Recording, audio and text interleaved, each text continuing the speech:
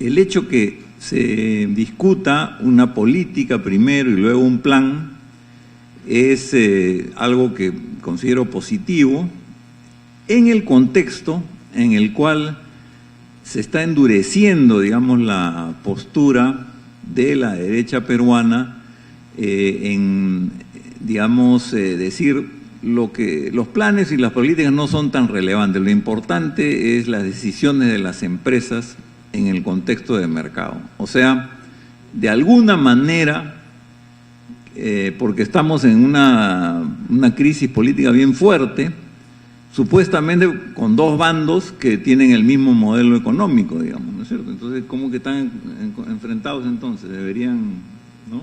No debería existir contradicción. Lo que pasa es que yo creo que hay un sector de la derecha que se ha ido endureciendo, digamos, políticamente y también en cuanto a sus políticas económicas, que no quiere, digamos, el fortalecimiento del Estado, y eso lo hemos visto en esta coyuntura también, ¿no? Cuando no ha salido el proyecto de Tía María, ¿no es cierto? Ha habido pues casi gritos destemplados, gritándole traidora a Vizcarra, ¿no es cierto? Porque fue a negociar y retrocedió y prácticamente era el motivo para sacarlo, digamos, ¿no es cierto?, del gobierno. Y estas posturas lo que quieren es, bueno, proyectos privados a cualquier costo, ¿no? Incluso con alto costo social, porque eso es lo que hace que el país avance. O sea, las decisiones de las empresas, sobre todo las extranjeras, corporaciones, los grupos económicos, que toman sus decisiones en función a sus propios intereses de expansión, maximización de la ganancia, posicionamiento en el mercado, y que el Estado lo único que tiene que hacer es facilitar esas inversiones. Entonces, yo creo que estamos en una coyuntura en la cual estas posturas más radicales es como están proponiendo el Estado ausente, ¿no? El Estado que no se mete. Porque a mí sí me chocó, digamos, estas reacciones, digamos, cuando no sale el proyecto de Tía María, personas bastante cuánimes, digamos, en la política, periodistas, ¿no? Altaos lo llamó traidor a Vizcarra, fue, ¿no? Y es pata, porque se ha ido, digamos, en la cabeza de este periodista y de otros más, fortaleciendo esta idea de que el Estado no es necesario, tiene que reducirse a su mínima expresión, digamos, ¿no? Ayudado, por supuesto, por lo que está ocurriendo también a nivel internacional, digamos, ¿no? O sea, no es casual que yo pensé que Trump iba a ser una excepción, pero ahora con Bolsonaro, con Duque, con todo, ya parece que es la regla, ¿no es cierto? Y esos son, digamos, una derecha dura, ¿no? Casi cero Estado. Entonces, hasta cierto punto que podamos discutir estas políticas y el plan, me parece importante. O sea, creo que hoy día afirmar la presencia, el fortalecimiento del Estado, el liderazgo del Estado, tiene una connotación política, ¿no? Y yo rescato eso, digamos, por lo menos, ¿no? Claro, ya uno puede ver, obviamente, muchas deficiencias en las políticas y en el plan. Se han señalado también ya en mis colegas del panel, como, bueno, no voy a abundar tanto, pero sí, por ejemplo, en el prólogo se menciona la necesidad de una diversificación de la estructura productiva, digamos, ¿no? Con industrias intensivas en tecnología y conocimiento. Me parece interesante porque digamos, no es poca cosa ponerlo en blanco y negro y decirlo. Es verdad que no hay demasiadas políticas en relación a eso después, pero no nos olvidemos que en este gobierno se estrenó casi uno de los primeros actos que hizo este gobierno, me refiero a PPK, porque este es el periodo de este gobierno, fue tirar a la basura el plan de reestructuración productiva. Eso fue lo que ocurrió. Diversificación productiva, ¿no es cierto? Que fue un trabajo bastante interesante, que demoró varios años, ¿no? Encabezado por el ministro de Producción, Piero Gessi, ¿no? Y que contó incluso con concertación con el sector privado, en fin, por lo menos un par de años duró, ¿no? Y tenía bastante consenso, estaba en la línea correcta, ¿no? Y había amplios sectores, más allá del empresariado, que lo apoyaban, digamos. Y el nuevo ministro que entró con PPK, que era a ver si me ayudan, ¿cómo se llama? El que tenía el programa de televisión, Yufra, Bruno Yufra, el primer día que subió dijo, esto no sirve para nada, ¿no es cierto? Lo tiró a la basura, regresando el Perú a la condición de país bananero, digamos, ¿no es cierto? Porque ya nos habíamos acostumbrado a cierta estabilidad en las políticas públicas, ¿no?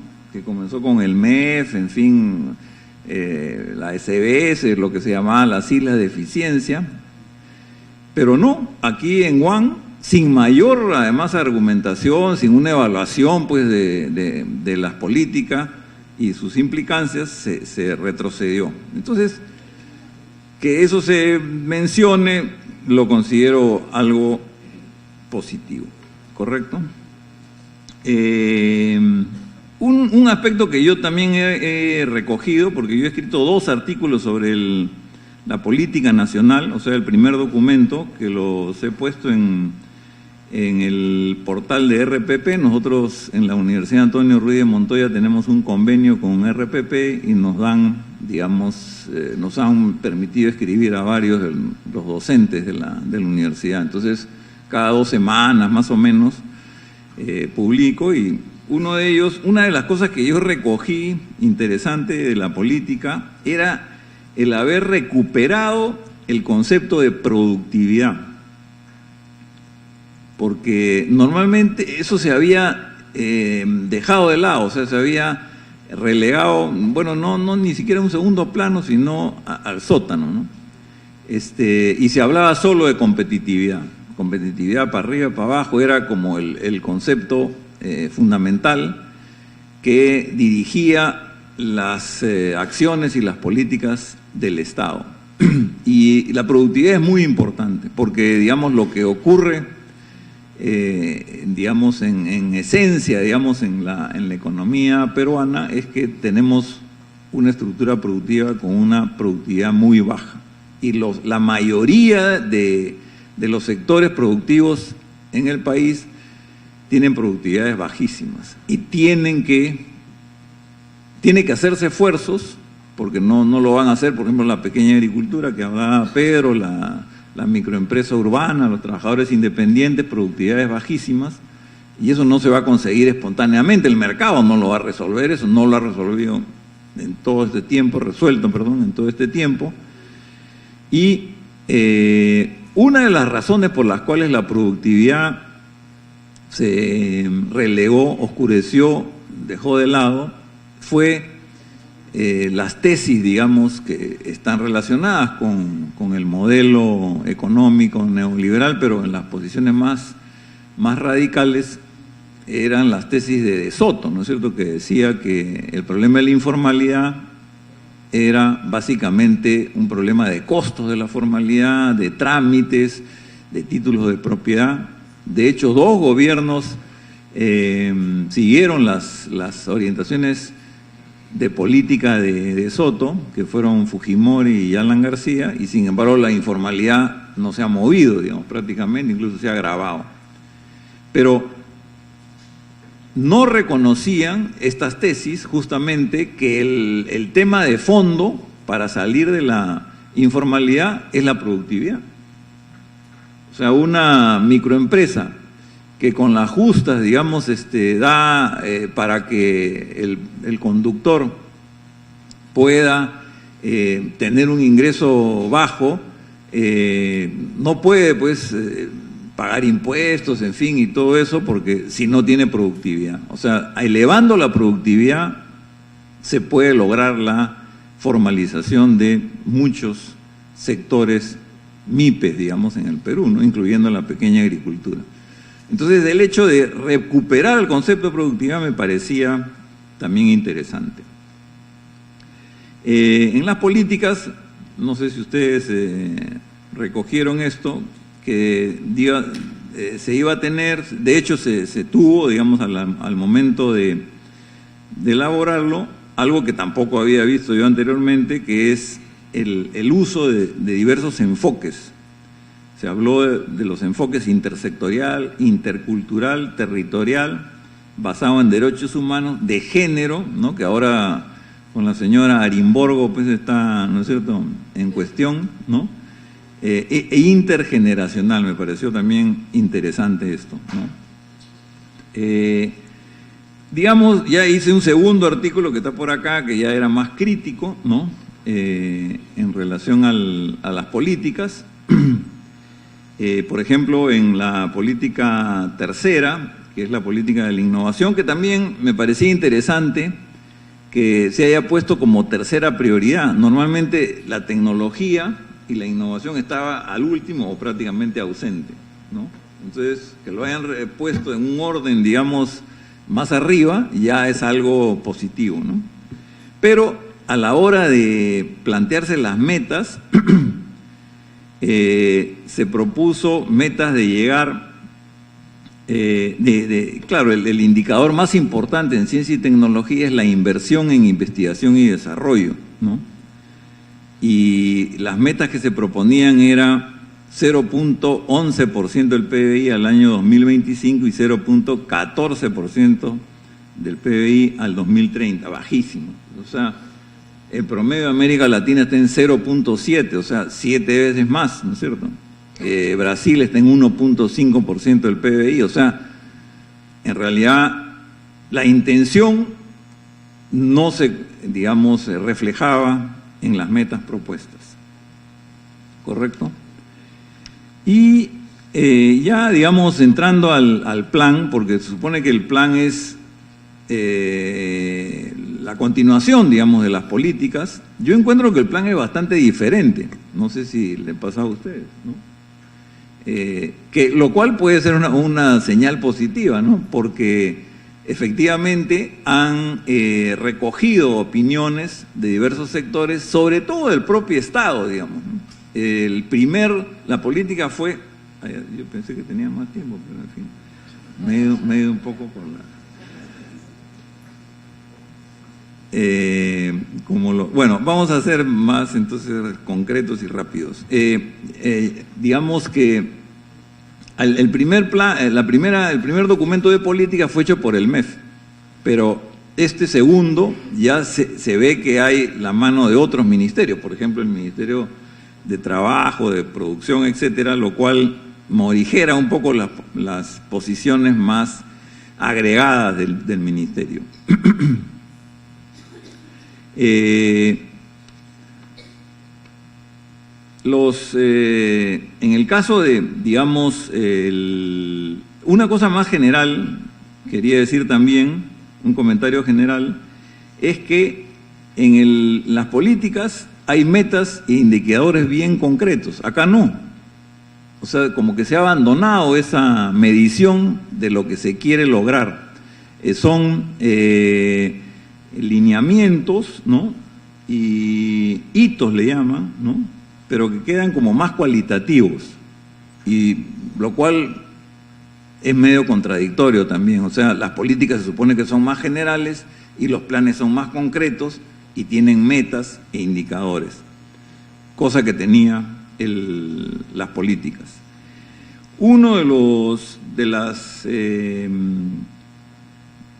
objetivos priorizados, que se llama el financiamiento, es interesante porque se crean algunos fondos, como el Fondo Crecer, el Fondo de Capital Emprendedor, un fondo de inclusión financiera, instrumentos financieros específicos para las micro, pequeñas y medianas empresas. La verdad que casi todo este capítulo, fomentar el FinTech, que es el financiamiento a empresas de tecnología, cosa que no me lo esperaba, digamos, ¿no es cierto?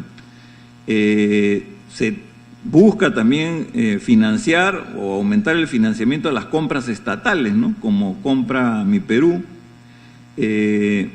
lo cual, digamos, reflejaba que había una preocupación por este sector de micro y pequeña empresa que anteriormente no la veía. Y efectivamente, ir con crédito a este sector está en la línea correcta. No solo eso es lo que se requiere capacitación, tecnología, mercados, información, es decir, los otros servicios de desarrollo empresarial, pero ciertamente el crédito es importante, ¿no? En el caso de las medidas laborales, efectivamente coincido con mi tocayo, de que, digamos, todavía se mantiene dentro de esta política, digamos, de regulación, ¿no es cierto? No va, digamos, a mejorar sustancialmente los ingresos y las condiciones de trabajo de los trabajadores, que es un componente, como lo mencionó Pedro, fundamental de la demanda agregada. Eso es algo que está ausente, digamos, del documento, porque se habla en el prólogo de la desaceleración de la economía peruana, que, como sabemos, más o menos se ha reducido el crecimiento a la mitad, digamos, lo que había en la década anterior, pero no se habla de las causas. Y la causa no es tanto que no sale Tía María, que es un poco lo que nos venden todos los días los periódicos y la derecha, sino porque los precios de los minerales se han reducido radicalmente, ¿no es cierto? Y por lo tanto, esa causa pone en cuestión el modelo primario exportador en el cual estamos. Eso podría haberse mencionado, no se menciona y ya nos indica las limitaciones del documento, tanto del documento de políticas como de planes, digamos, ¿no? En cuanto a la innovación, se plantea fortalecer el Sistema Nacional de Ciencia, Tecnología e Innovación y reconoce, esto también me parece positivo, como que la tecnología, la CTI en realidad, los tres factores son un factor determinante del crecimiento de largo plazo. Yo personalmente creo que es el factor determinante, pero bueno, en todo caso, a ningunearlo como en las políticas y en los años anteriores, a llamarlo factor determinante, es algo positivo. Y termina con tratar de mejorar los incentivos tributarios para la innovación, además de proponer fortalecer las alianzas entre universidades y empresas y centros de investigación para desarrollar innovaciones y fortalecer la investigación.